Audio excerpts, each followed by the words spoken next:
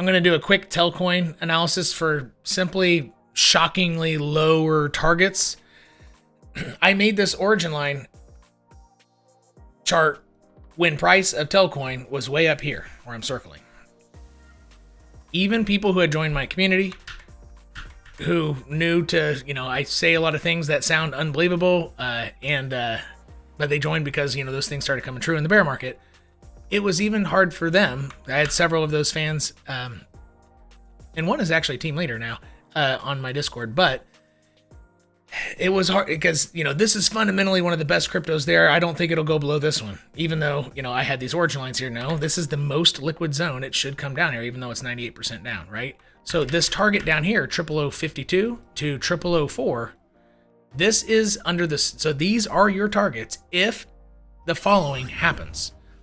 If Bitcoin makes a macro higher low, higher than 15.5, could be 16K. My guess would be 18,900, just under $19,000.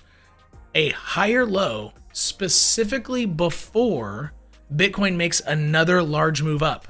So like it would probably hit about 38K. If Bitcoin can bounce from its current bottom of this almost a year-long channel now, which it's already bounced from it twice, and it's at it right now. Technically a little under it, but anyway. So if Bitcoin wants to go up to the top of its channel again, it would be 37K. If that happens and then it makes a macro higher low, well, first off, that macro higher low would be a lot higher, right?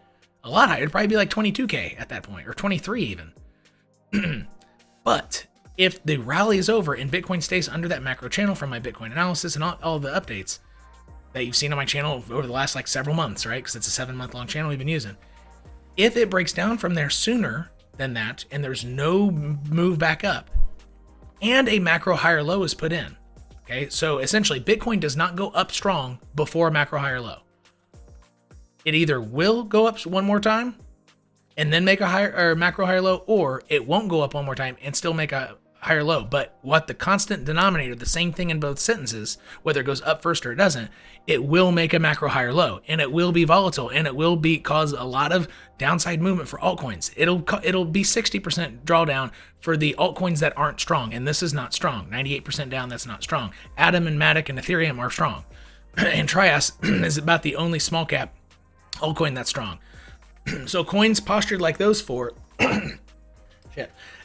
won't go, might serve on a macro higher low, regardless of up first or not up first, then a macro higher low. But on that move down, it'll be very volatile. This is not just for Telcoin, all altcoins. Unless it's one of those, it's postured like one of those four.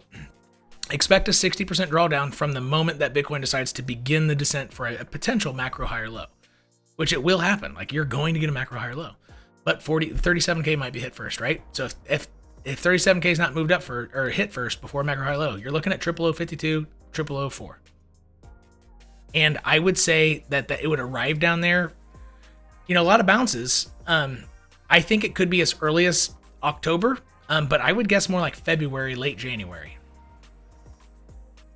And if you look, the bottom origin line of Telcoin from 2021 and 2020 is here. Bitcoin has gone below its bottom origin line, and it created like 5 more. So from an origin line standpoint, 1, 2, 3, that's only 3 new origin lines down.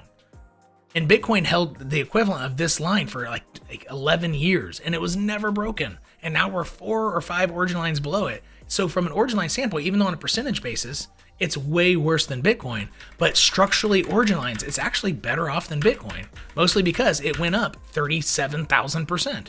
So this drawdown of 99% that it's going to get, most likely, it's only because it went up way too high. It had no business doing a freaking 360x. It's stupid.